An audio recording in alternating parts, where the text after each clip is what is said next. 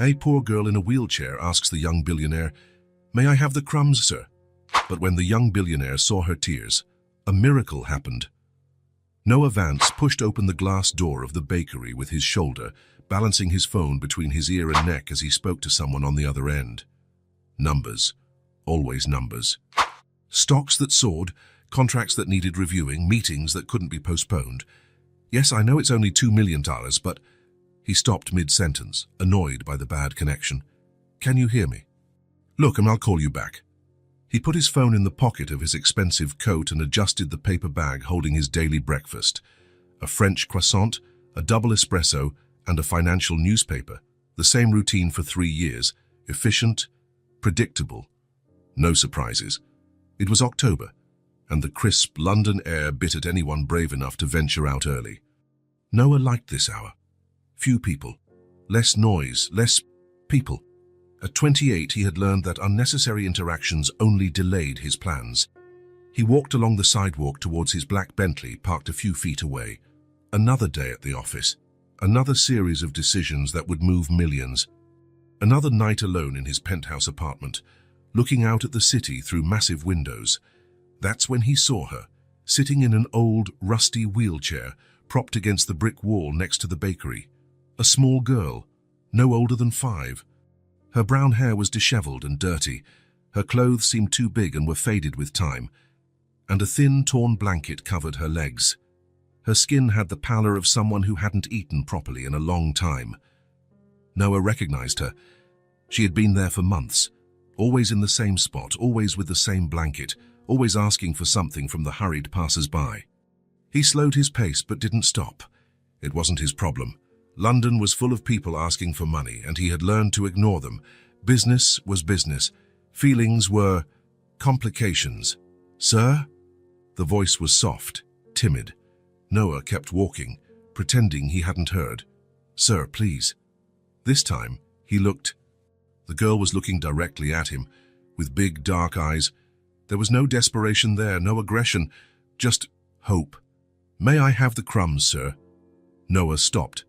Not because he wanted to, but because something in her tone made him. She wasn't asking for money. She wasn't asking for food.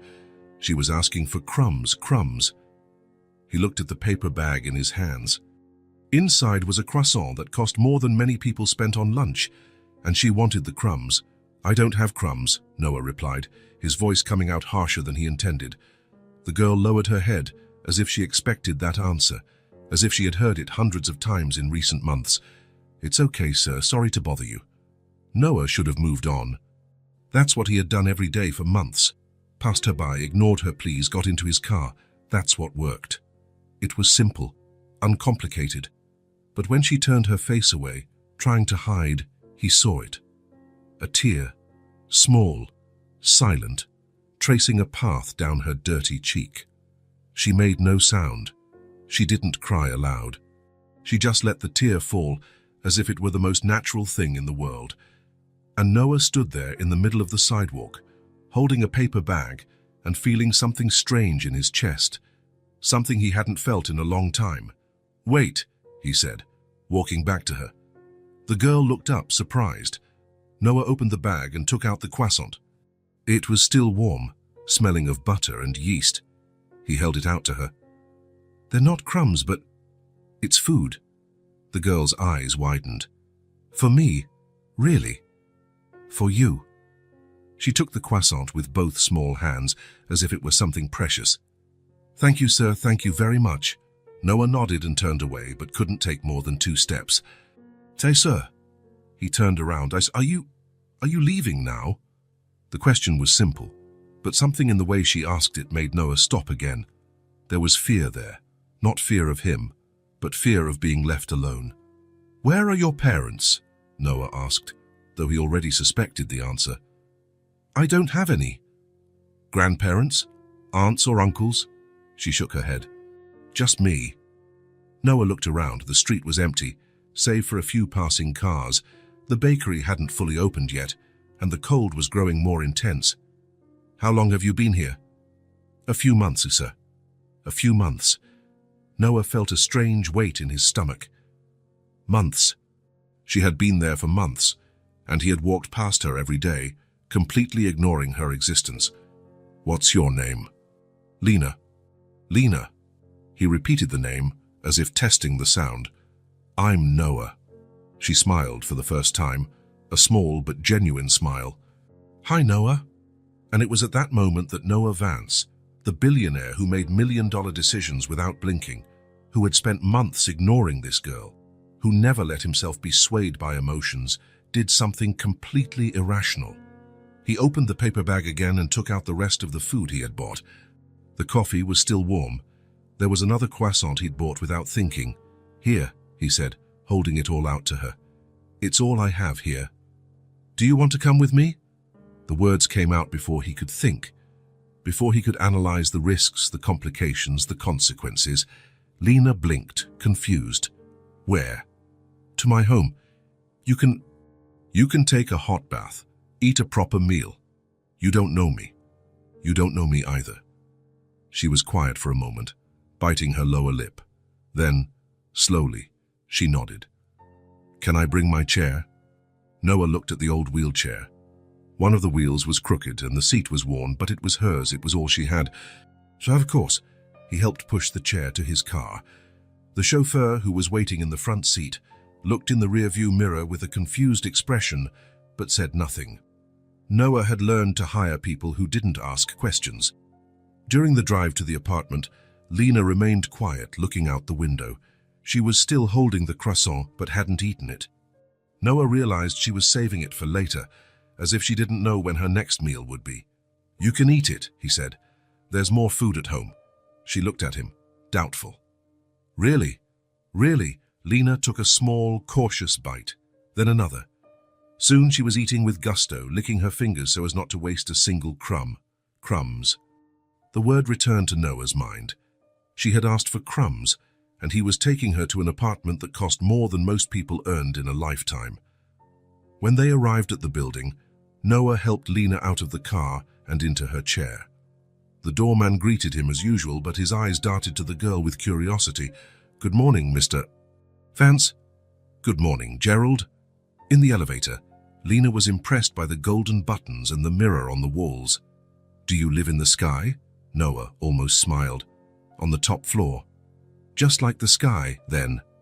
This time, he genuinely smiled.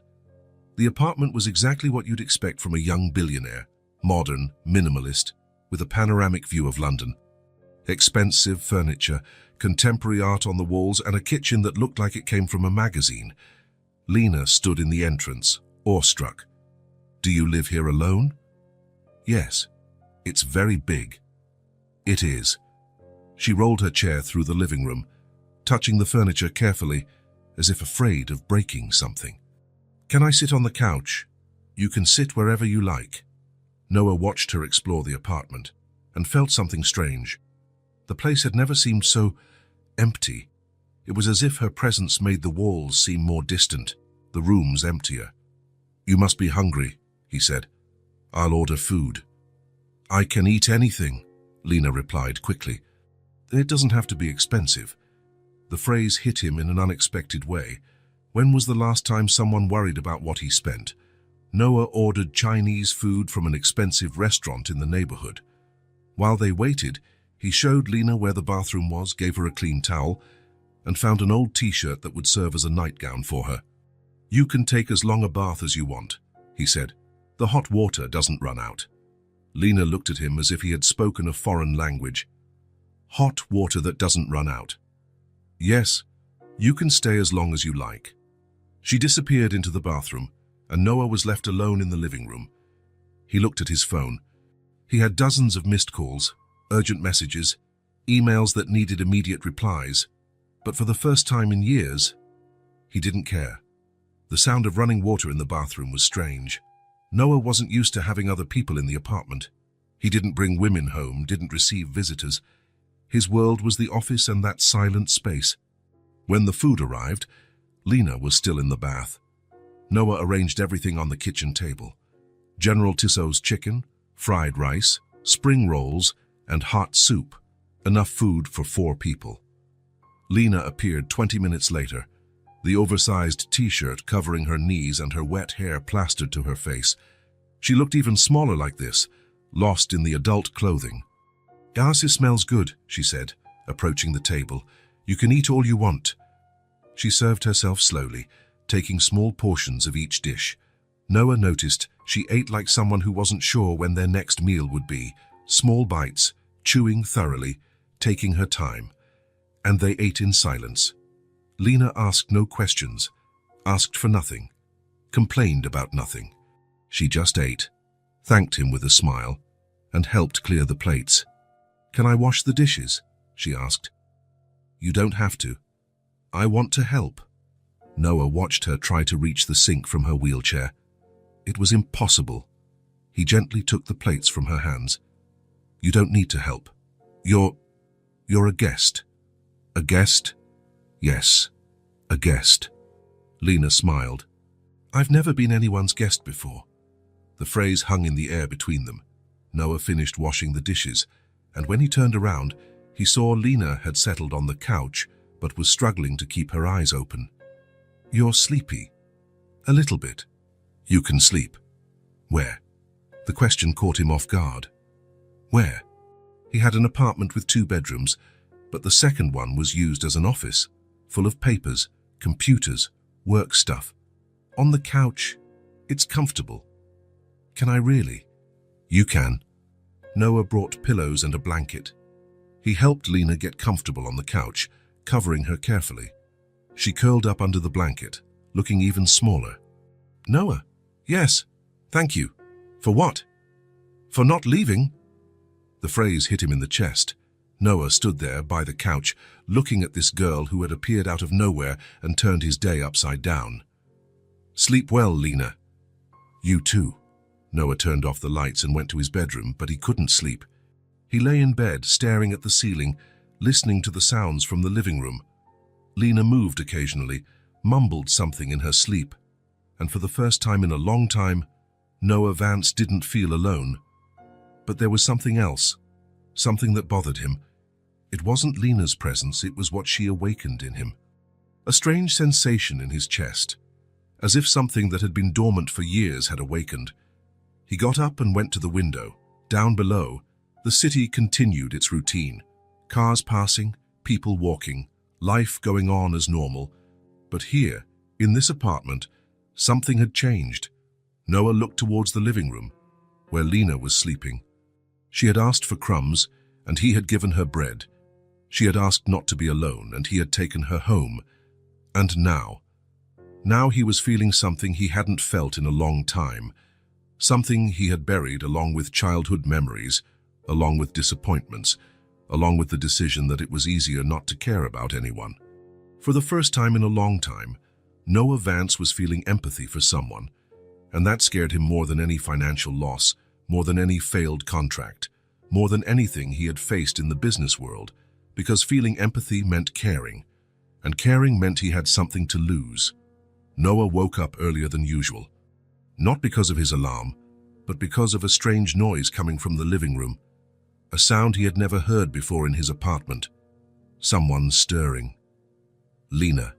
For a moment, he had completely forgotten. He had forgotten that he wasn't alone anymore, that there was a child sleeping on the living room couch, that his life had completely changed in a matter of hours. He got up and went to the kitchen, trying not to make noise. Through the opening to the living room, he could see Lena still wrapped in the blanket, but awake. She was looking around with wide eyes, as if trying to understand where she was. "Good morning," Noah said, appearing in the doorway. Lena startled, but then smiled. "Good morning, Uncle Noah." "Uncle." The word sounded strange, but somehow right. "Did you sleep well?" "Yes, sir. Very well." She sat up on the couch, arranging the blanket around her legs. "Sorry if I woke you up." "You didn't wake me. I always wake up early." Noah went to the kitchen to prepare breakfast.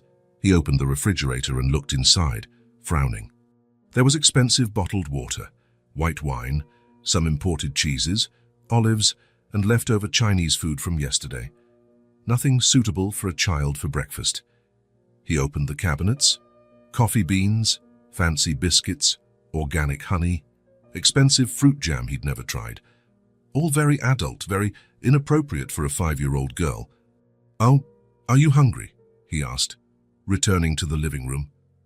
"A little bit," Lena replied, but Noah noticed she was being polite.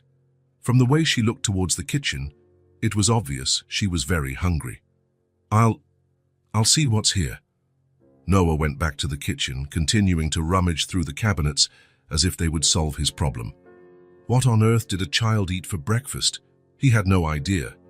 His own routine consisted of black coffee and something he bought at the bakery. That's when he saw it. At the back of the cabinet, almost hidden behind a can of olive oil, was a box of powdered milk. He had no idea where it came from. Probably someone from the cleaning staff had left it there. Milk. Suddenly, a memory surfaced out of nowhere. Himself, very small, sitting in the kitchen of the house where he grew up. His mother, still young, warming milk in a small saucepan. She hummed softly as she stirred the milk, and when it was ready, she served it in a mug with a piece of bread. "To warm your heart," she always said.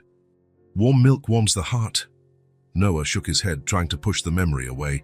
He hadn't thought about it in years, but he looked at Lena, who was quietly waiting patiently on the couch, and something inside him stirred. He took the box of powdered milk and a small saucepan. "Lena, do you like warm milk?" "I like milk," she replied. "But I haven't had it in a long time." Noah poured water into the saucepan and put it on the stove. While he waited for it to heat up, he found bread in the refrigerator. Plain bread, not the expensive croissants he usually bought. Simple bread, which had probably been there for days, but it would do. He mixed the powdered milk into the hot water, stirring slowly. The smell rose to him, and suddenly he wasn't in the penthouse kitchen anymore. He was in the small kitchen of his childhood home, watching his mother do the exact same thing. "It smells good," Lena said, appearing at the kitchen doorway. She had managed to get off the couch and roll her wheelchair over. "Almost ready." Noah poured the milk into a large mug and cut 2 pieces of bread for Lena. There was no butter, so he left it plain. He put everything on a tray and took it to the living room table. "Come here," he said, helping Lena approach the table. She looked at the mug with curiosity. Can I really drink it?" "Of course." Lena took the mug with both small hands. As if it was something precious, she blew on the milk slowly and took a small sip. "It's warm, Uncle." And she smiled, a big, genuine smile that lit up her whole face. Noah felt something strange in his chest, a good, warm feeling, as if something that had been frozen for a long time was melting. For the first time in years, he was thinking about his own childhood without bitterness. He was remembering the warm milk his mother used to make, the feeling of being cared for, of being home. He was remembering without shame. In fact, he was remembering with longing. "Is it good?" he asked. "Very, thank you, Uncle Noah." Lena drank her warm milk and ate the bread slowly, savoring each sip, each bite. Noah just watched, feeling a peace he hadn't experienced in a long time. When she finished, she looked at Noah with bright eyes. Thank you for breakfast." "You're welcome." Noah looked around the empty kitchen, realizing he needed proper groceries. "Lena, do you want to come to the supermarket with me?" "Shopping?" "Yes, I need to buy food."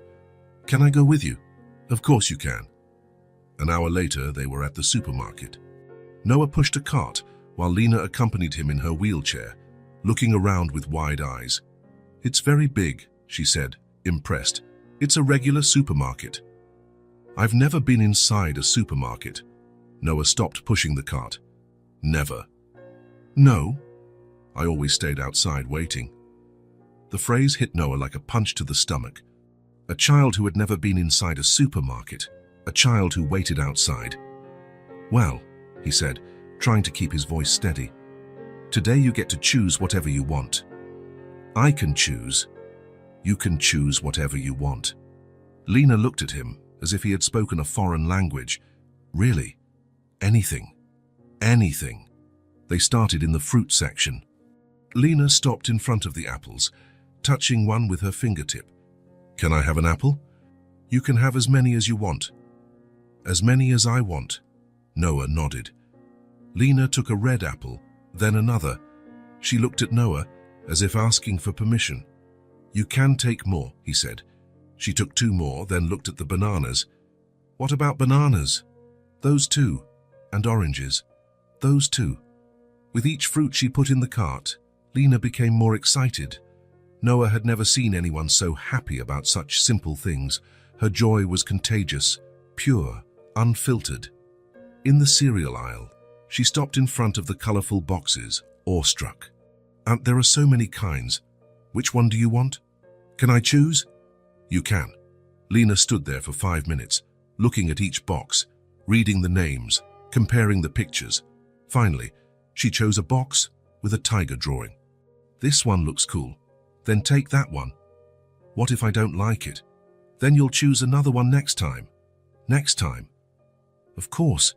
We'll have to buy food again." The concept of next time seemed new to her, as if she had never thought there could be a next time. Biscuits were quite a discovery. Lena spent almost 10 minutes choosing between different types, flavors, shapes. Noah stood there patiently, watching her deliberate between chocolate chip cookies and honey biscuits. "Can I take both?" "You can take both. And these too." She pointed to some colorful cookies. "You can take them. Really, really." With each choice, Lena seemed to discover something new about herself, that she liked round biscuits more than square ones, that she preferred colorful packaging, that she wanted to try different flavors. When they reached the juice section, Lena was radiant. She had chosen fruits and cereals, biscuits, yogurt, and now she was faced with dozens of juice options. "I never got to choose what I wanted to eat," she said softly, looking at the juices with reverence. The phrase hit Noah harder than he expected. I never got to choose. Something so simple, so basic, and she had never had that freedom. "Now you can," he said. "You can choose everything you want. Everything. Everything." Lena chose apple juice, orange juice, grape juice. She chose as if she were making the most important decisions of her life. And perhaps, for her, that's exactly what they were. She picked up each juice box as if it were a treasure, reading the flavors, comparing the brands. Noah watched, fascinated by her seriousness, by the care she took with each choice. "This one is strawberry," she said, showing him a pink box. "Can I take it?" "You can." "And this peach one?" "That too." "Wow, there are so many flavors. You can take as many as you want." When they finished, the cart was full. Fruits, cereals, biscuits, juices, milk, bread, butter, jam, yogurt, colorful, varied, joyful food. In the checkout line, Noah watched Lena look at everything they had bought with an expression of admiration. "Thank you, Uncle Noah." "For what?" "For letting me choose. It's normal to choose what you want to eat." "For you, maybe. For me, no." Noah remained silent, processing that. For him, it was normal. More than normal. It was automatic. He walked into a place, bought what he wanted, left. He had never thought of it as a privilege, but for Lena, being able to choose was extraordinary. It was dignity, it was respect. It was the difference between being treated as a burden and being treated as a person. "You'll always be able to choose," he said, "whenever you want." Lena smiled, and Noah noticed something different in that smile. It wasn't just happiness. It was hope. On the way back home, Noah drove in silence while Lena looked out the window, still holding an apple she had insisted on eating in the car. "Uncle Noah?" "Yes?" "Why are you being so nice to me?" The question caught him off guard. Why indeed? He didn't have a clear answer. There was no logical reason, no rational explanation. "I don't know," he answered honestly. "So maybe because everyone deserves to choose, even children like me, especially children like you." Lena nodded, as if that made perfect sense. For her, it probably did. When they got home, Noah helped put away the groceries. Lena insisted on helping, organizing the biscuits in the cupboard, putting the fruits in a bowl, arranging the juices in the refrigerator. "Now it looks like a family home," she said, looking at the kitchen. Family home. Noah looked around and realized she was right. There was color on the shelves, variety in the refrigerator, options. It no longer looked like the apartment of a single man who ate only out of necessity. It looked like a place where a child could grow up. Uncle Noah. Yes? Can I have warm milk again tomorrow? You can have warm milk every day if you want. Every day. Every day. Lena smiled. That smile that was becoming familiar. That was becoming one of Noah's favorite things. Thank you for teaching me that choosing is normal. Choosing is normal, he repeated. So you don't have to thank me for that. But as he said it, Noah realized that something had changed in him too. For the first time in years, he wasn't thinking about work, about business, about numbers. He was thinking about how good it felt to see someone happy because of something as simple as choosing their own breakfast. He was discovering that giving choices to someone who had never had choices was one of the most gratifying things he had ever done. And that surprised him more than anything. 3 days had passed since Lena arrived at Noah's apartment, and a strange routine was forming between them. It wasn't a planned or thought-out routine. It simply happened, as if it were the most natural thing in the world. Noah woke up early, as he always did, but now he was no longer the first sound in the apartment. Lena was often already awake, quiet on the couch, looking out the window or fiddling with the colored pencils he had bought the day before. She never woke him, never asked for anything. She just waited patiently until he appeared in the living room. "Good morning, Uncle Noah," she always said, with that smile that was becoming his favorite part of the day. "Good morning, Lena. Did you sleep well?" "Yes, I did. And you?" It was a simple, repetitive conversation, but it had become important to both of them. A ritual that marked the beginning of another day together. Noah prepared warm milk for her, always in the same mug, always with the same amount of sugar she liked. Lena drank it holding the mug with both hands, always saying, "It's warm, Uncle," with the same genuine smile. During the day, Noah tried to work on his laptop at the living room table, answering emails, making calls, keeping his businesses running, but his attention was divided. Part of him was always watching Lena, making sure she was okay, that she didn't need anything. She spent her hours drawing or looking out the window, commenting on the passing cars, the people on the street, the birds that appeared on the windowsill. She never complained of being bored, never asked for entertainment. It was as if she were used to spending long periods doing nothing, and that bothered Noah more than any tantrum or complaint could. On the third night, he decided they needed to have a real conversation. Not the polite good mornings and the thank yous they exchanged. A real conversation about important things. He prepared a nice dinner: rice, beans, grilled chicken with seasonings he found in the pantry, fresh salad they bought at the market. Nothing too elaborate, but made with care, with the intention of creating a special moment. Lena ate slowly, as always, savoring each bite as if it were her last. Noah watched her and wondered if this extreme care with food was a result of months of hunger on the street. "Lena," he said, placing his fork on the plate. "Yes, Uncle Noah. Do you feel comfortable talking to me about important things?" She stopped chewing and looked at him with curiosity. "What kind of important things?" "About you. About how you got here. About your life before." Lena was quiet for a moment, as if weighing whether or not to speak. Then, slowly, she put her fork on the plate and looked directly at him. "Do you really want to know, or are you asking because you think you should?" The maturity of the question surprised him. "I really want to know." "Why?" Because I care about you. And I think understanding your story will help me take better care of you." Lena nodded as if the answer made sense to her. "My mum died a few months ago." The words came out simple, direct, without drama, as if she were talking about the weather or what was for dinner. Noah felt a tightening in his chest. How did she die? "She was sick, coughed a lot, always had a fever. She said it was just a cold that wouldn't go away, but I think she knew it was worse." "Did you go to the doctor?" "We didn't have money for a doctor. She bought medicine from the pharmacy, but it didn't help much." Noah closed his eyes for a moment. A woman dying from lack of medical treatment, leaving a small disabled daughter alone in the world. "And after she died, the man who lived with us said he wouldn't take care of me." "Your father?" Lena shook her head. "He wasn't my father. He was just a man who lived there. He and Mom fought a lot." "Did he treat you well?" "He didn't hit me, if that's what you want to know, but he didn't like me. He said I was too much trouble because of the chair. That Mom spent too much money on me. Noah stopped eating completely. What kind of things did he say? He called Mom stupid for having a crippled daughter, said I'd be a dead weight forever, that no one would ever want to take care of a child in a wheelchair. The word crippled came out of her mouth with a frightening naturalness, as if it was something she heard often, as if it was simply a fact about herself. When Mom died, Lena continued, picking up another piece of chicken, he said he wasn't obligated to keep me, that I wasn't his problem. And then, he took me to the bakery one morning and told me to wait there, that he'd come back for me after he sorted some things out. Noah dropped his fork.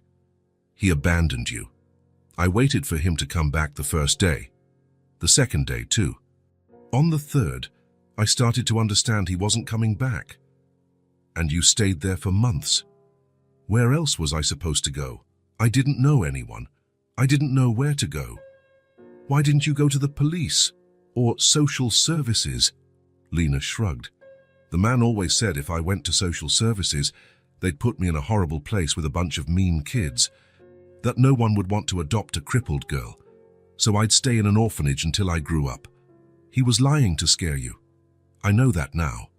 But back then, I was little and scared, and after you spend some time on the street, you learn that not everyone who offers to help wants what's best for you. The simplicity with which she recounted all this was heartbreaking. As if it were normal, as if every child went through this, as if abandonment and rejection were just part of life. Noah felt something he had never felt before. A cold, deep anger, directed at people he didn't even know. The man who had abandoned Lena. The system that allowed a child to remain on the street for months. The pure and simple injustice of it all.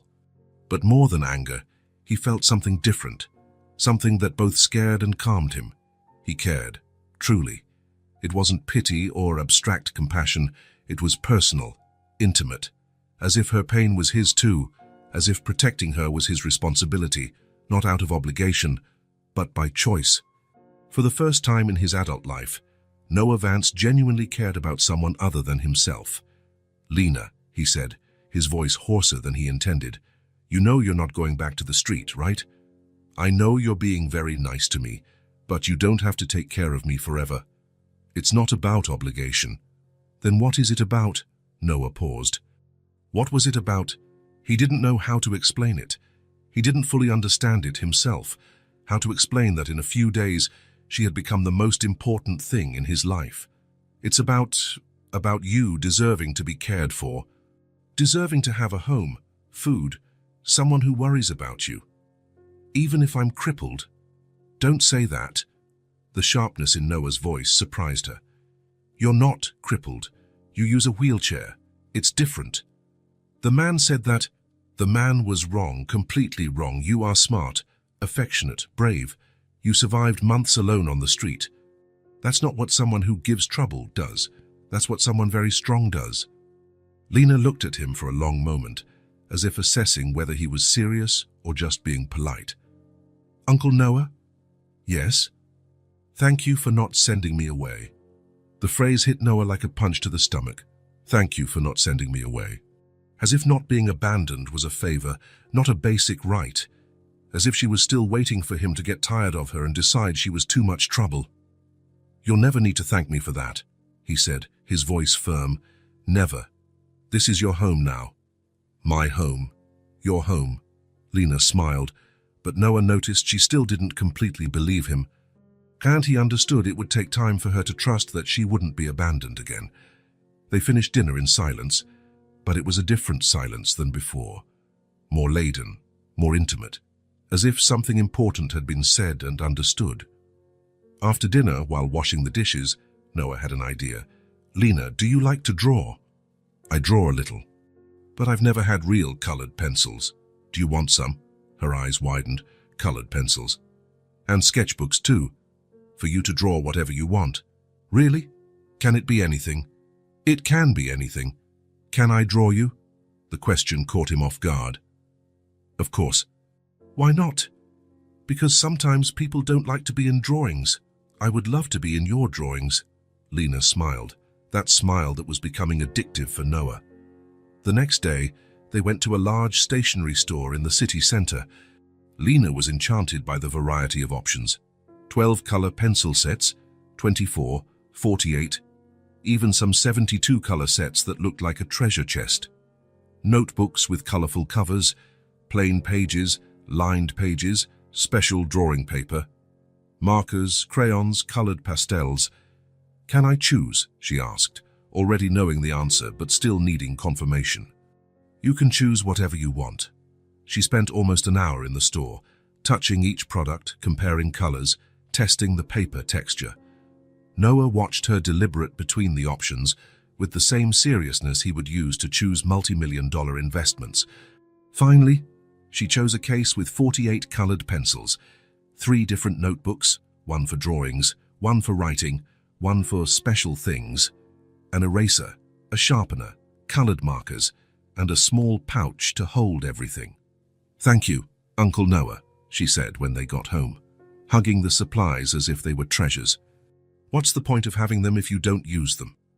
Lena settled at the living room table and immediately started drawing. First, she drew the house where she lived with her mother.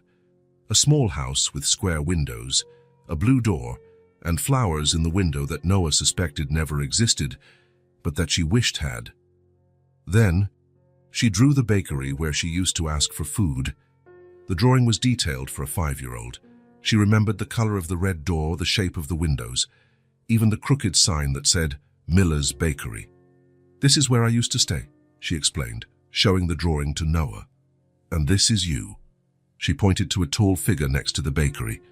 He was depicted as a tall stick figure, wearing what looked like a dark suit, carrying a bag.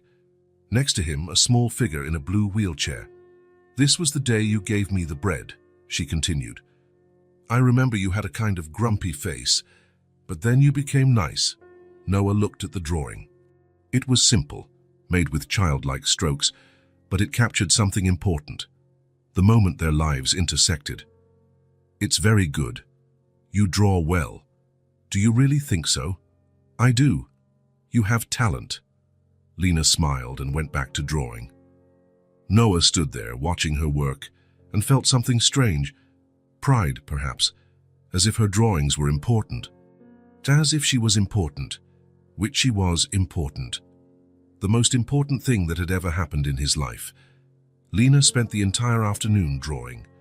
She drew a picture of the apartment kitchen with her and Noah having breakfast. She drew the view from the window with the buildings and cars below. She even drew a colorful version of the supermarket they went to buy food. "I'm going to draw us doing something together," she announced, picking up a new sheet. "What kind of thing?" "I don't know yet. How about we cook something real?" Noah laughed. "Cook what?" "Pancakes. I've always wanted to eat pancakes." "Pancakes? Yes, they look yummy." Noah had never made pancakes in his life, but how could he say no to that smile? "Okay, let's try to make pancakes." They went to the kitchen, and Noah looked up a recipe on his phone. It seemed simple enough. Flour, eggs, milk, sugar, baking powder. What could go wrong? Everything, apparently. "Are you sure you're supposed to put that much flour?" Lena asked, watching Noah pour what seemed like half the bag into a bowl. "The recipe says 2 cups. That looks like more than 2 cups. It must be right." Noah cracked the eggs and added the milk. But when he started to stir, the batter got a strange consistency. Too thick, full of lumps, nothing like the pancakes he had seen in movies. "Wasn't it supposed to be smoother?" Lena asked. "So maybe it needs more milk." He added more milk, stirred more forcefully. The batter improved a little, but it was still far from ideal.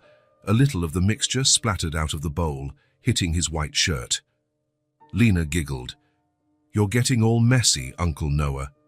"It's the flour." "It's harder than it looks. It looks like you're fighting the pancake." Noah looked at her with that mischievous smile, and on an impulse dipped his finger in the batter and wiped it on Lena's nose. "Now you're messy too." Lena shrieked in surprise and then started laughing.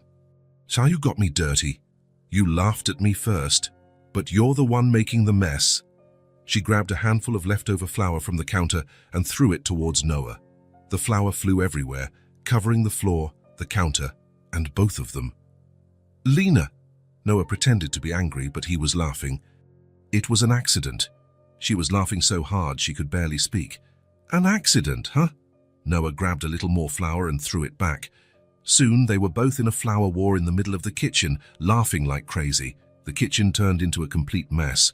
Flour everywhere, batter dripping from the counter, utensils scattered on the floor. It looked like a flour bomb had exploded there, but Noah didn't care.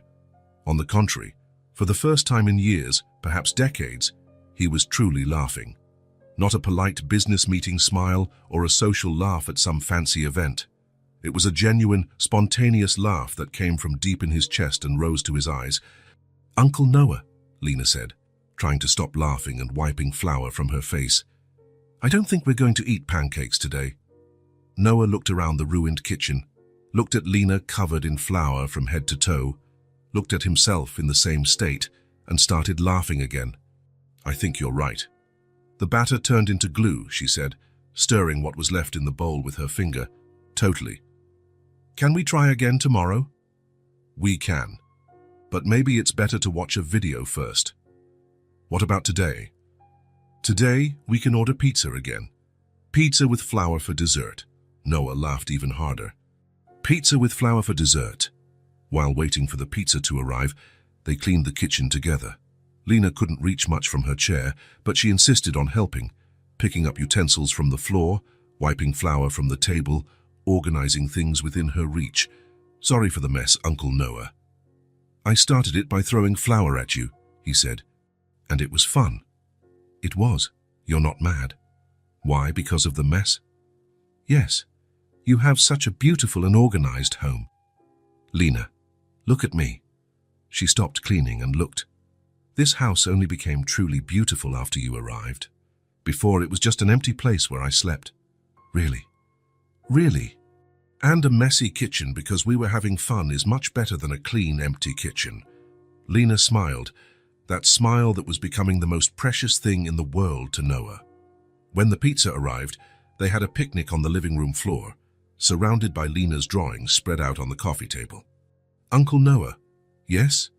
"Had you forgotten how to laugh?" The question surprised him with its depth. "I think so." "Why?" Because when you grow up, sometimes you forget that laughing is important. More important than working. Much more important than working." "Then why did you forget?" Noah thought about the question. Why indeed? When had he stopped laughing? When had he decided that joy was a waste of time? I guess because I thought having things was more important than being happy. And now? Now I know I was wrong. Lena nodded, as if that made perfect sense to her. "It's like drawing. If you don't use your colored pencils, they're useless." The analogy was perfect. Noah smiled. "Fair, exactly like drawing. So tomorrow we use more colors? Tomorrow we use all the colors." When Lena went to sleep, Noah stayed in the living room, looking at the drawings scattered on the table. Each one told a small story, her life before, her life now. The moments she considered important enough to record on paper, and in almost all the recent drawings, he was there. Tall, clumsy, and the childlike strokes, but present, important enough to be included in her art. Noah realized that something fundamental had changed in him. A week ago, his biggest concern was the numbers on his computer screen, the meetings, the profits, the company's growth. Today, his biggest concern was whether Lena was happy, whether she felt safe, whether she knew she would never be abandoned again. For the first time in his life, he was genuinely caring about someone other than himself, and far from being a burden, it was liberating. It was as if a part of him that had been dormant for years had awakened, the part that knew how to laugh, how to play, that knew there were things infinitely more important than money and professional success. Noah looked towards the sofa where Lena was sleeping, breathing peacefully under the blanket he had bought especially for her. She had carried an enormous amount of pain for such a small child. Abandonment, rejection, months of loneliness and fear. But somehow, extraordinarily, she had not lost the ability to laugh, to find joy in simple things, to trust again. And she was teaching him to do the same. Laughing, for Noah, became possible again. More than possible, it was becoming necessary. Because for the first time in a long time, he had something worth smiling for. Someone who made every day better simply by existing. Someone who had transformed his empty house into a true home. Noah spent the morning on the phone with different agencies, explaining his situation concisely. He needed someone to care for Lena while he worked. Someone experienced, patient, who knew how to deal with special needs children. The fifth call was the right one. "We have the perfect professional for you," the woman from the agency said. Margaret Collins, 52 years old, 20 years of experience with children, specialization in special needs care. She's available to start today. Today? If necessary? Yes. She can be there in 2 hours. Noah looked at Lena, who was at the living room table drawing a family of colorful cats. He had cancelled 3 important meetings last week to be with her, and his secretary was starting to ask questions he didn't know how to answer. "Send her over." Margaret arrived promptly at 2 in the afternoon. She was a woman of medium height, grey hair pulled back in a simple bun, and a genuine smile that immediately put Noah at ease. She wore practical but neat clothes and carried a small bag that probably contained everything an experienced nanny might need. "Mr. Vance," she said, extending her hand. "I'm Margaret Collins. Noah. Nice to meet you. And this must be Lena." Margaret knelt to be at Lena's eye level. Lena had stopped drawing to observe the visitor. "Hi, Lena. I'm Margaret." "Hi," Lena replied shyly, looking from Margaret to Noah. "May I see your drawings? They look very beautiful." Lena hesitated for a moment, then pushed the sketchbook towards Margaret. "This one is Uncle Noah making breakfast." "Wow, that's lovely. You draw very well. And is this tall person really Uncle Noah?" "Yes, he's very tall," Margaret laughed, and Lena smiled back. Noah noticed the tension in the girl's shoulders easing. "Can I speak with you for a minute, Mr. Noah?" Margaret asked.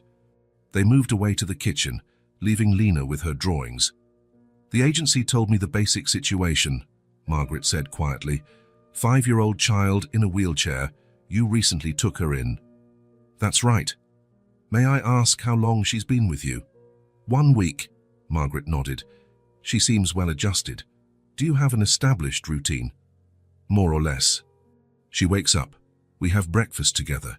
She draws or plays while I work. We have lunch. She rests. We have dinner. And at night, we talk. Sometimes we watch something on TV. She sleeps on the couch." "On the couch?" Noah realized how that sounded. "It's temporary. I'm still getting things organized."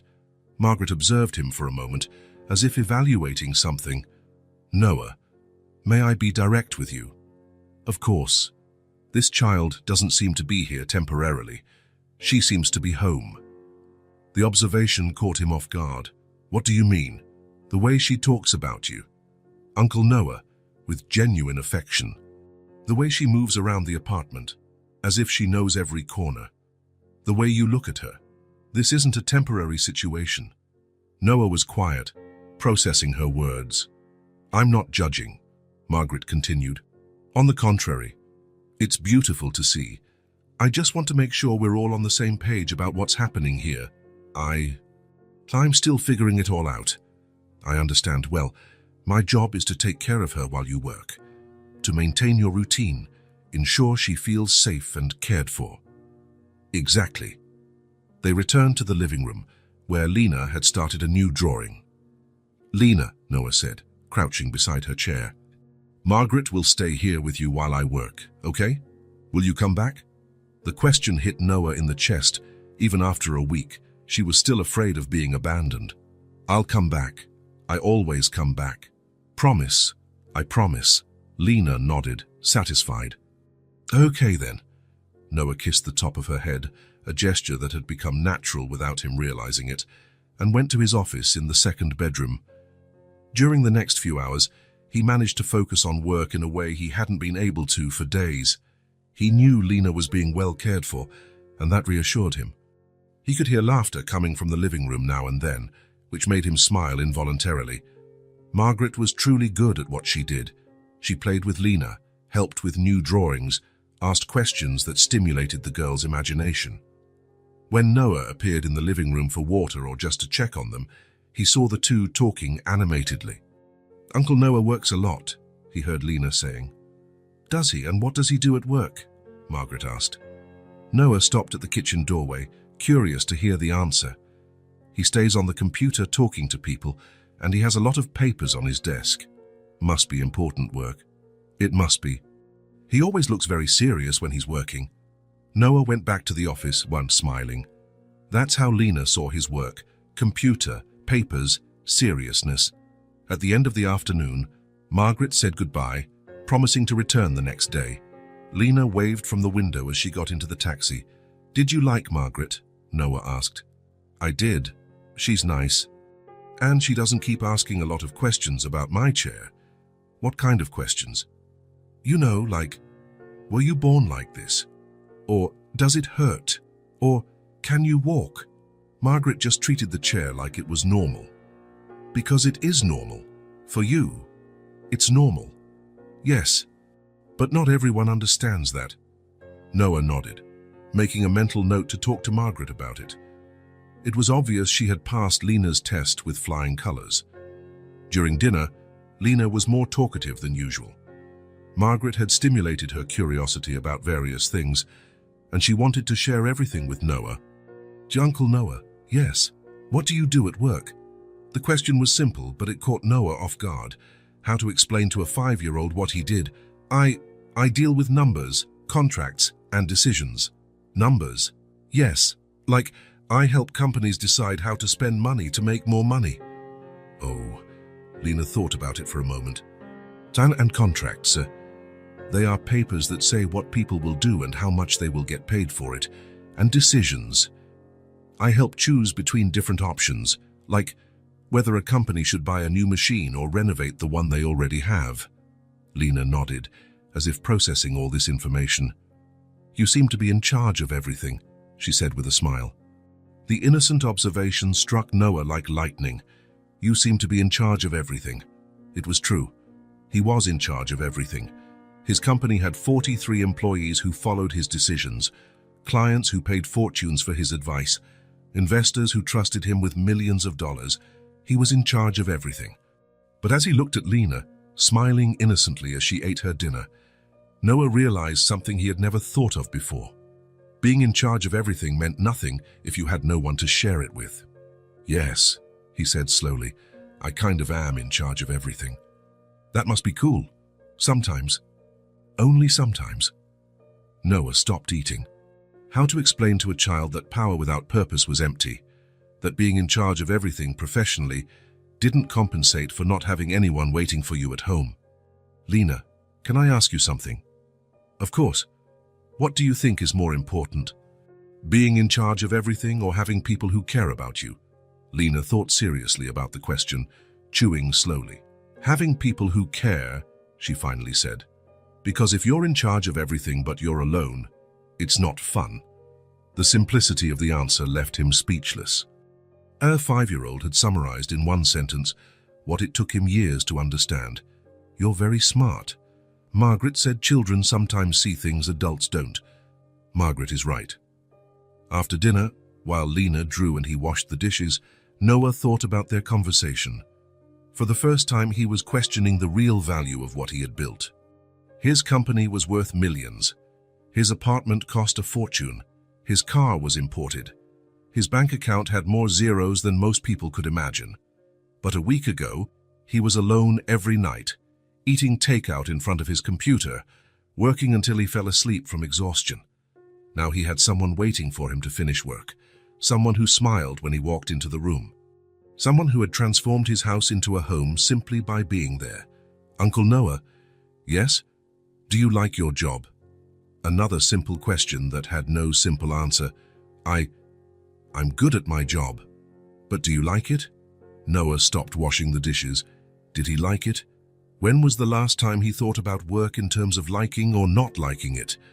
I guess I like being good at something. But do you like doing the thing? Do you like doing it? The distinction was subtle but important. Being good versus enjoying doing it. I don't know, he replied honestly. It's been a long time since I thought about it. Maybe you should think about it. Why? Because if you don't like doing it, it can't be much fun being in charge of everything. Noah smiled. Margaret was right. Children sometimes saw things adults didn't. You're right, I am. You are. Maybe I should think about what I really like to do. And what do you like? Noah looked at Lena, focused on her new drawing. What did he like? Lately, he liked preparing warm milk for her in the morning. He liked seeing her discover new things at the supermarket. He liked their simple conversations during dinner. He liked feeling needed in a way that had nothing to do with money or power. I like taking care of you, he said. Lena looked up from her drawing and smiled.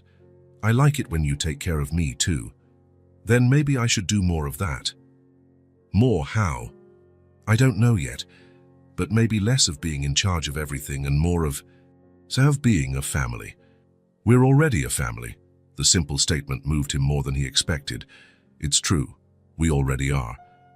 That night, after Lena fell asleep, Noah stayed awake thinking. Margaret had planted a seed of reflection that Lena had watered with her innocent questions. He was in charge of everything, but his life had been empty until a week ago. Now, he had someone who made him want to come home. Someone who transformed simple tasks into special moments.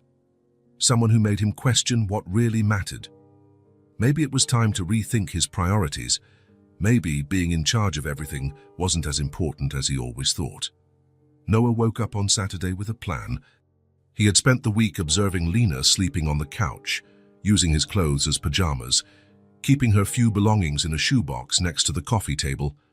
Temporary had become permanent without any official conversation, and it was time to make things right. Margaret arrived early, as arranged the day before. Going out, she asked, seeing Noah with his car keys in hand. I'm going to sort out some things for Lena. Can you stay with her until I get back? Of course. We'll draw and maybe make those pancakes you couldn't make last week. Noah smiled. She'll love that. He kissed the top of Lena's head, who was concentrating on a new drawing, and left without explaining where he was going. He wanted it to be a surprise. The first stop was a children's furniture store. Noah had never been in a place like this, and was impressed by the variety of options. Beds shaped like castles, colorful desks, themed bookshelves. Can I help you? Asked a friendly saleswoman. I need to furnish a room for a 5-year-old girl. How lovely! Is she your daughter? The question caught him off guard. She lives with me. And does she have a preferred color? A favorite character? Noah realized he didn't know. He knew the important things about Lena, that she liked warm milk, that she drew when she was happy, that she was afraid of being abandoned, but he didn't know her favorite color. She likes cheerful colors, he said, remembering the lively drawings she made. Then maybe something like this. The saleswoman led him to a pink and purple set with yellow accents. The bed had a canopy, the desk was small and perfect for drawing, and the bookshelf had space for books and toys. It's perfect, and for delivery, today if possible. Today? It's important. The saleswoman looked at him with curiosity, but arranged the delivery for the afternoon. The second stop was a bookstore. Noah bought storybooks, coloring books, books with large pictures and simple texts. Then he went to a toy store and chose puzzles, dolls, modeling clay, more colored pencils. The last stop was the most important. The medical equipment store was in a mall on the other side of town. Noah had researched online during the week, comparing models and reading reviews, studying technical specifications as if it were an investment, which, in a way, it was. I'm looking for a wheelchair for a child, he told the salesman. What age? 5 years old. Manual or electric? Manual. She's active, likes to move around on her own. The salesman led him to a section with several options: heavy chairs, light chairs, sports chairs, basic chairs. This one is our bestseller for children, the salesman said, pointing to a light blue chair. Light, durable, easy to maneuver. Noah tested the weight, spun the wheels, checked the brakes. It was infinitely superior to the old, rusty chair Lena used. And this one? He asked, pointing to a pink chair with silver accents. That's top of the line. Ultralight, made with special materials. More expensive, but much more comfortable. How much more expensive? The salesman stated the price. It was more than many people earned in a month. I'll take that one. The pink one? The pink one. Back at the apartment, Noah found Margaret and Lena in the kitchen, both covered in flour but smiling. "We did it!" Lena shouted when she saw him. "We made real pancakes!" "Congratulations, how was it?" "Margaret knows the secret. You have to mix slowly and let the batter rest." Noah looked at Margaret, grateful. "Thank you." "It was fun. She's a special child." After Margaret left, Noah and Lena ate the pancakes they had made for lunch. They were delicious, and Lena was proud to have succeeded. "Uncle Noah." "Yes?" "Did you go out to work today?" "No, I went out to take care of some things." "What kind of things?" "Surprises." Lena's eyes widened. "What kind of surprises?" "If I tell you, it won't be a surprise anymore." In the afternoon, the delivery man arrived with the furniture. Noah asked Lena to stay in the living room while they assembled everything in the second bedroom. "What are they doing?" she asked, trying to listen to the noises. "Surprise," Noah repeated, smiling. It took 2 hours to assemble everything. A canopy bed, a desk at the right height, a colorful bookshelf, a soft rug. Noah arranged the books on the shelf, placed the toys strategically, spread the colored pencils on the desk. When he finished, he stood in the doorway, admiring the result. It was no longer an empty office. It was a child's room, a room full of life, color, possibilities. "Lena," he called. "Lena. Can you come here?" "Can I?" "You can." Lena rolled her chair to the hallway and stopped at the bedroom door. Her expression changed completely. Her eyes widened. Her mouth dropped open.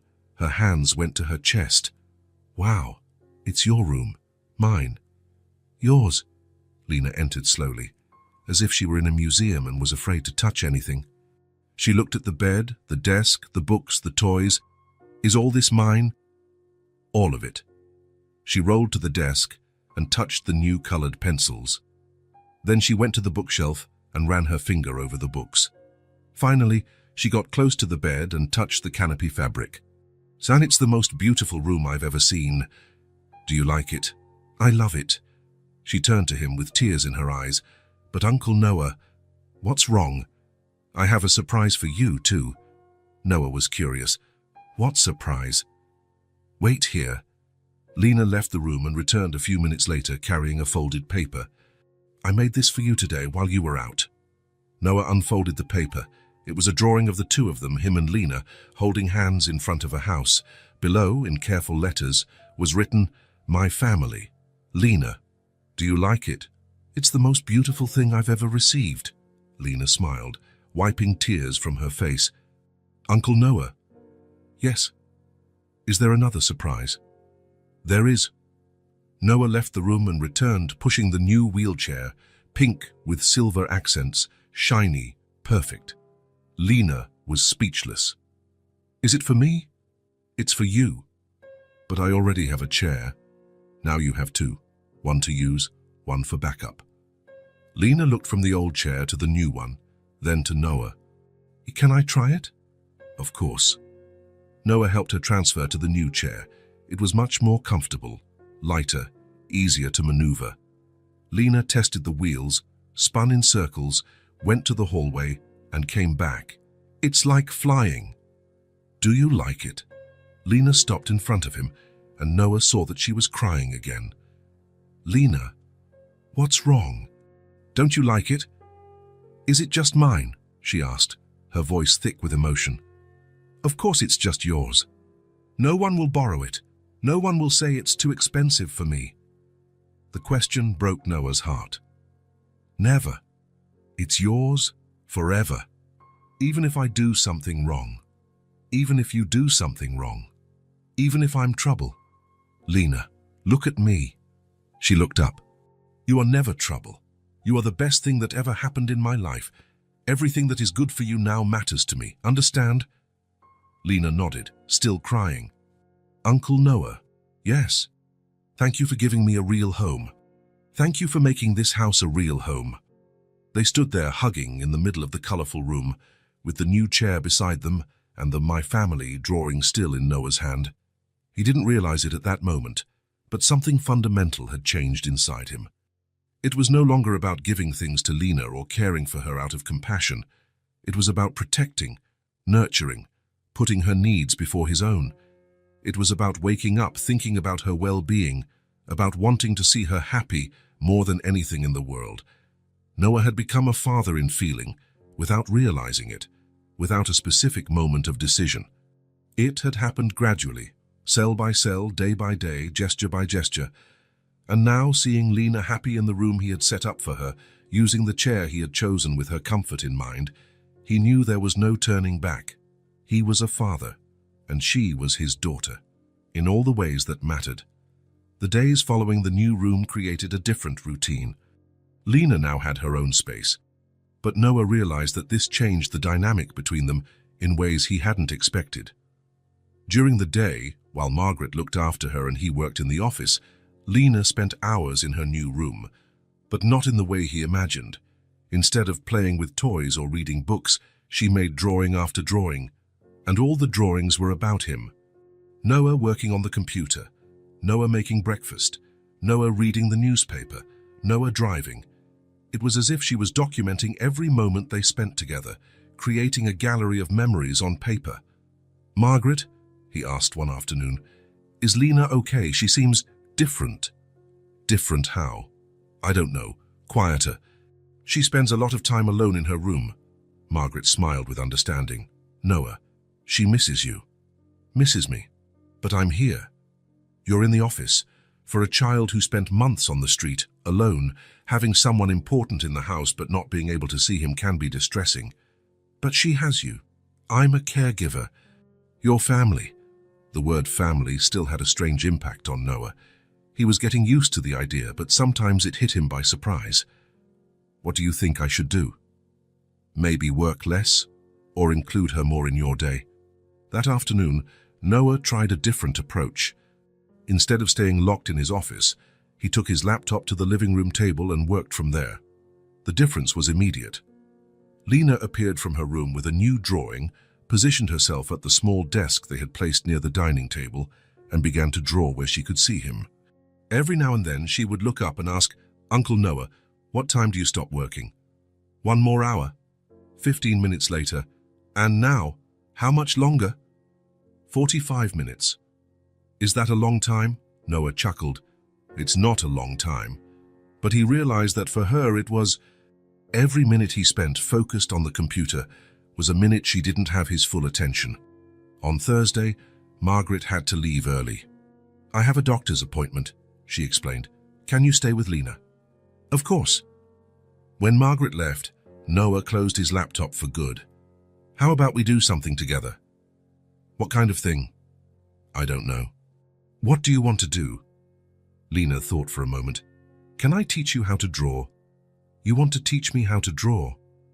"Yes. You always look at my drawings, but you never make any." "I don't know how to draw." "I'll teach you."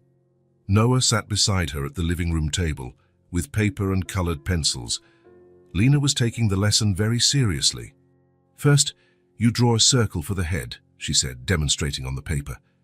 Noah tried to draw a circle. It came out crooked. "It's okay, Uncle Noah. Mine used to be crooked too at first." "When did you start drawing?" "I always drew, even when I didn't have colored pencils." "How?" "In the dirt, with my finger, or on a foggy window, or in my head." The image of Lena drawing in the dirt with her finger, or creating imaginary art in her head to distract herself during the months on the street, touched Noah deeply. And now? What's it like to have real colored pencils?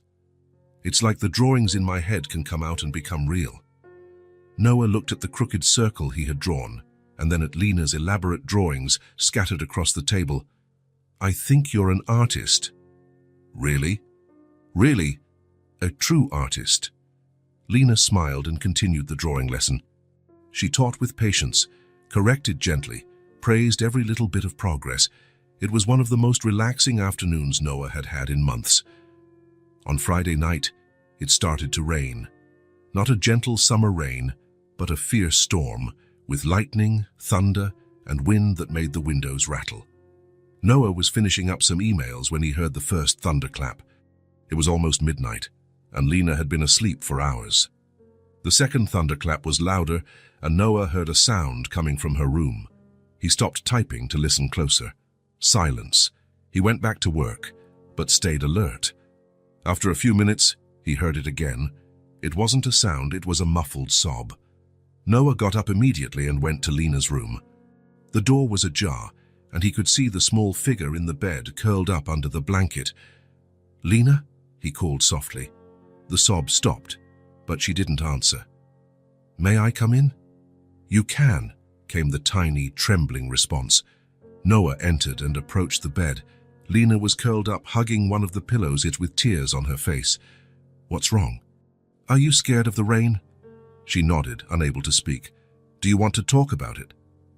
"I don't like storms," she said between sobs. "On the street, when it rained, I got wet and cold, and the noise reminds me of when I was alone." Noah felt his heart clench. Of course she would be scared. Storms must have brought back terrible memories of the months she spent out in the open. "You're safe here," he said, sitting on the edge of the bed. "You won't get wet or cold." "I know, but when I hear the noise, I remember." "Remember what?" "Not having anywhere to go. Not having anyone to protect me." Another thunderclap echoed outside, and Lena curled up even tighter. "But you have someone to protect you now," Noah said gently. "You have me. Even when you're working. Even when I'm working. Even when I'm sleeping, always." Lena looked at him with big, frightened eyes. "Uncle Noah?" "Yes. Do you want to sleep with me tonight?" The question surprised him, but the answer came automatically.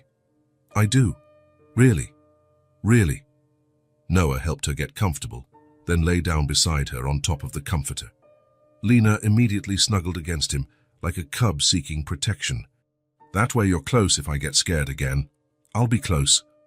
They lay there in silence for a few minutes, listening to the rain beat against the window. But now the sound no longer seemed frightening. It was almost comforting, as if it were a barrier between them and the outside world. "Uncle Noah." "Yes. Can I tell you a secret?" "You can. Sometimes I pretend you're my dad." The confession hit him like a lightning bolt. "Pretended?" "Yes.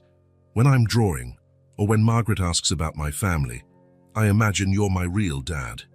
"And what's it like, imagining that?" "It's good. It makes me feel normal. Normal. Like I'm a normal kid, with a normal dad living in a normal family." Noah was quiet, processing her words. Normal, she wanted to feel normal. "Lena." "Yes. You don't have to pretend." "I don't have to." "No, because I imagine that sometimes too." "Really? Really?" "I imagine you're my real daughter." Lena pulled back a little to look at him. "And what's it like, imagining that?" It's perfect." She smiled, even with her eyes still wet with tears.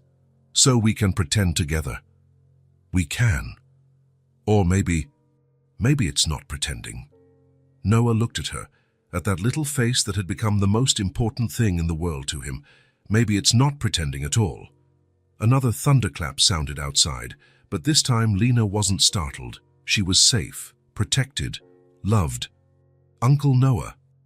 "Yes. Thank you for staying with me. Thank you for letting me stay." They fell asleep like that, side by side, with the rain singing a song of protection outside. Noah had spent years building walls around his heart, creating a solitude that protected him from disappointments, losses, pain. This solitude had been his constant companion, his armor against the world. But now, with Lena sleeping by his side, trusting him completely, Noah realized that the solitude that once protected him no longer fit between them. There was no room for walls when you had someone who depended on you to be present, to be whole, to be available. Solitude had been replaced by something infinitely better, purpose, and Noah found that he didn't miss the protection solitude offered at all, because having someone to protect was much better than protecting himself alone.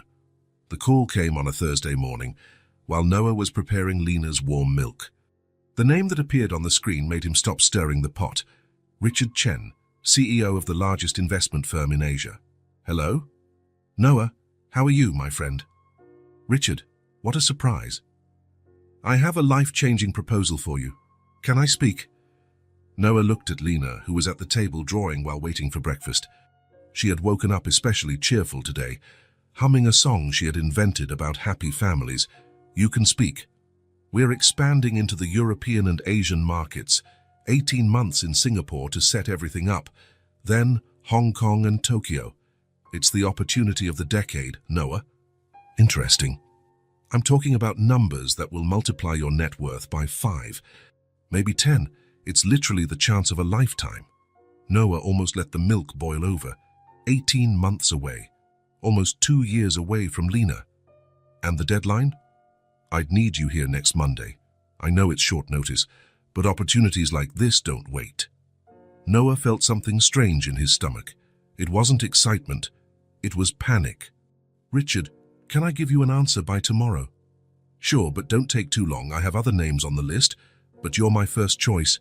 I'll call you tomorrow, without fail." When he hung up, his hands were trembling. Not from excitement, but from fear of losing what he had built with Lena. "Uncle Noah," Lena called. "The milk is making a strange noise." He quickly took the pot off the heat. "Sorry, little one, I got distracted." "Who was on the phone?" "Work. Important work." Noah poured the milk into her mug and sat beside her. "Very important. More important than breakfast with me." The question hit him hard. "No, Lena. Nothing in the world is more important than breakfast with you." Lena smiled and drank her milk, holding the mug with both hands. "It's warm, Uncle. Just how I like it." Throughout the day, Noah couldn't concentrate. Margaret noticed he was restless, constantly looking towards the room where Lena was playing. "Is everything okay today?" she asked. "I received a job offer. Good news. Financially, it would be the best of my life. But it means traveling for a long time." Margaret looked at the room where Lena was humming softly. "What about Lena?" "Exactly. This child has already been abandoned once, Noah. How would she understand your departure? That's the only question that matters." During lunch, Lena was talkative, telling him about a book Margaret had read. "Uncle Noah, the story was about a father who traveled far away and took a long time to come back." Noah almost choked. "How did it end?" "The boy got very sad. He thought his dad didn't like him anymore." "And did the father come back?" "He came back, but the boy had already grown up and didn't remember how to play with his dad. They had to learn to be friends again." The story hit him hard. "Lena, if I had to travel far away for a long time, how would you feel?" Lena stopped eating and looked at him seriously. "Are you going to travel, Uncle Noah?" "I'm just asking. For how long?" "Maybe a year and a half."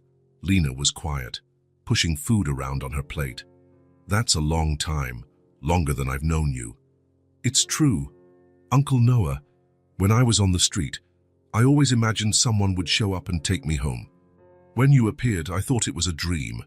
And now I know it's not a dream, but sometimes I still worry I'll wake up and you'll be gone." Noah knelt beside her chair. "I will never disappear. Never. Even if it's very important work. Even if it's the most important work in the world. Promise?" "I promise."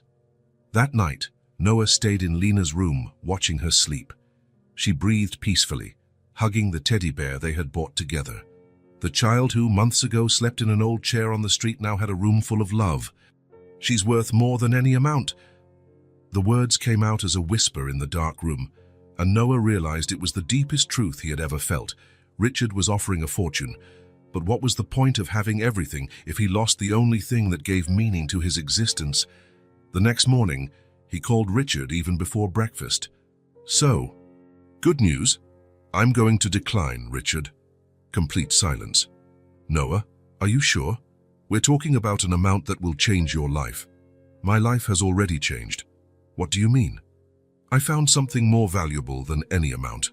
"What could be more valuable?" Noah looked at Lena, drawing at the table. "The certainty that someone cares if I come home. The responsibility of being someone's entire world.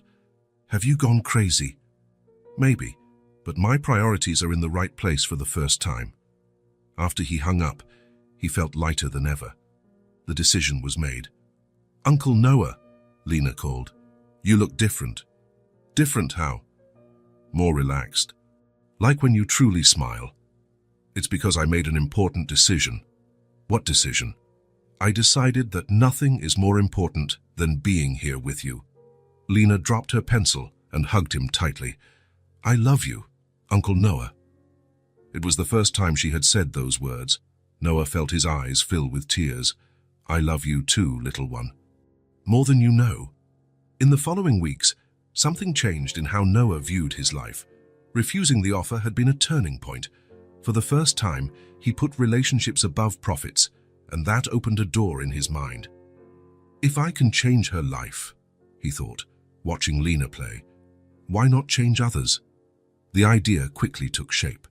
Noah began researching organizations that worked with the homeless population, social projects, hunger relief initiatives. Uncle Noah, Lena said one afternoon, you're researching different things. How do you know? Because before, you were serious when you worked. And now sometimes you smile at the screen. I'm researching ways to help people. What kind? People who went through what you went through. Lena stopped drawing. People on the street. That's right. Why? Because if everyone who can help actually helps, fewer children will go through what you did. Can I help? How? I can make drawings for the children to make them feel less alone. The offer touched Noah deeply. Lena, who had suffered so much, wanted to use her talent to help other children. That would be wonderful. They would love your drawings. 3 months later, the project was taking shape. Noah had met with NGOs, bought a building, started renovations, and in parallel, he was dealing with another important project, Lena's official adoption. The papers had been filed months earlier, but the process was long. Interviews, home visits, assessments. Noah went through everything patiently, knowing that each step brought them closer to formalizing what was already real. The call from the social worker came on a Friday. Mr. Vance, I have wonderful news. The process has been approved. Lena is officially your daughter. Noah had to sit down. After months of waiting, it was finally official. Thank you very much. When he hung up, he stood there processing it. Lena was his daughter, legally, officially, forever. Uncle Noah. Lena appeared. Why are you just standing there? I just received the best news of my life. What news? The adoption was approved. Now you're truly my daughter. Lena was quiet. Then, a huge smile spread across her face. Truly, truly. Truly, truly. Forever. Forever. She rolled her chair over and threw herself into his arms. Now I have a real dad, and I have a real daughter. That night, Noah decided they needed to celebrate. He went to the supermarket and bought ingredients for cake, colorful balloons, chocolate truffles, nothing elaborate, but special. When he arrived, Lena was drawing something she was hiding from him. What are you making? Surprise, she said, covering the paper. Noah prepared everything with special care. He made a simple chocolate cake, slightly lopsided but delicious chocolate truffles, blew up colorful balloons, and put on soft music. The living room turned into a small but loving party. Lena, can you come? She appeared and her eyes sparkled. It's a party. A family party. To celebrate that we're officially father and daughter. Can I show you my surprise? You can. Lena unfolded the paper. It was a drawing of the two of them holding hands in front of the apartment. Below, in careful letters, my family forever. Noah felt his eyes fill with tears. It's the most beautiful drawing you've ever made. Do you really like it? It's perfect. They cut the cake, ate chocolate truffles, toasted with soda. It was simple, but Noah had never felt so happy. Dad, Lena suddenly said. Yes. It was the first time she had called him that. Can I tell you something? You can tell me anything. I always dreamed of having a dad, but in my dreams, he was never as nice as you. Noah had to stop eating because his throat was tight. Lena, can I tell you something too? You can. Before you, I only cared about numbers. How much money I had, how much I could earn, how many things I could buy. Lena nodded, paying full attention. You made me see people. You made me realize that people are infinitely more important than things. You made me want to be better. And now you are. Now I am because of you. Lena smiled that shy smile Noah loved. Now we're family. Noah looked at her, at that extraordinary girl who had completely transformed his life, who had taught him about love, purpose, generosity. With misty eyes, he said, "Now it's everything." And it was true. Lena wasn't just part of his life. She was the center around which everything revolved. She had transformed a lonely, profit-obsessed man into a devoted father and a person who used resources to make the world better. Generosity had become part of who he was, not just giving things, but giving attention, care, unconditional love. It had all started with a simple question. "May I have the crumbs, sir?" Now, looking at his officially adopted daughter eating cake amidst colorful balloons, Noah knew he had found the answer to all the important questions. The answer was love. The answer was family. The answer was being present for those who matter. The answer was everything Lena had brought into his life. If this story touched your heart, subscribe to the channel and turn on notifications so you don't miss the next ones. Leave a like because it helps this story get recommended to more people. See you in the next story.